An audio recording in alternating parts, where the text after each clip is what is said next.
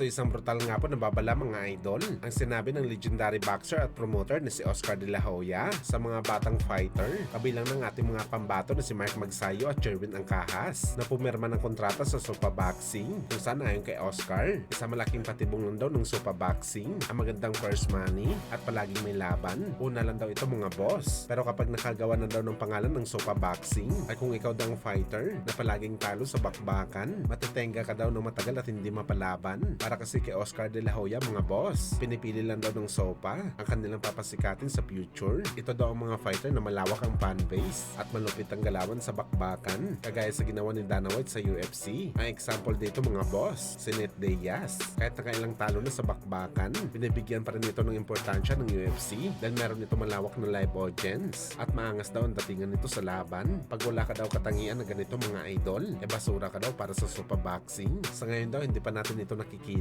dahil nag-uumpisa pa lang ang Sopa Boxing. Well, kung totoo man to mga boss, malaki naman ang tiwala natin na hindi maapektuhan dito si Magsayo at Angkahas dahil likas naman kasi ang mga Pinoy boxers natin na exciting sa bakbakan, basta Pinoy bugbugan talaga. At pagdating sa live audience mga boss, talagang hindi tayo magpapahuli dyan. Suportado palagi ng mga Pinoy boxing fans sa mga fighters natin.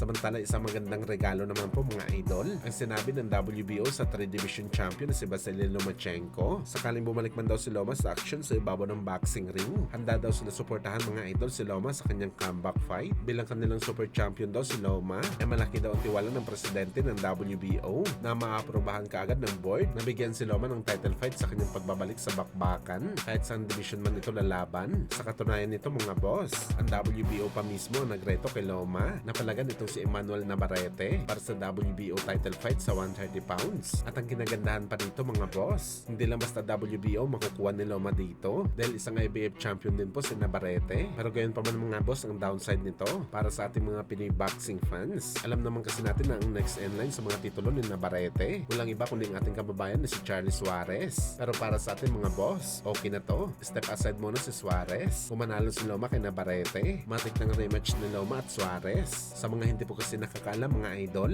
naglaban na po si Loma at Suarez sa amateur dati. Natalo po ang ating pambato, pero malayo yung pinagkaiba sa amateur at pro mga boss. Sa kabilang banda naman mga idol, ang ating pambansang kamao Manny Pacquiao, sekreto lang ang ensayo araw-araw si Jensen para sa kanyang paparating na laban kontra kay Mayweather Jr. nagaganapin sa September 25, kung saan mga idol, araw-araw pagkalawang si Pacman sa gym kahit matagal pang laban nito mga idol. Ngayon pa lang seryoso na talaga si Boss Manny sa training, kaya saan natin mga boss na mas intense pa ang ensayo ni Boss Manny sa mga susunod na linggo. Talagang makikita natin mga boss ang malupit na kondisyon ni Pacman, lalo pagigil na ito manalo at makuha ang upset kontra kay Floyd.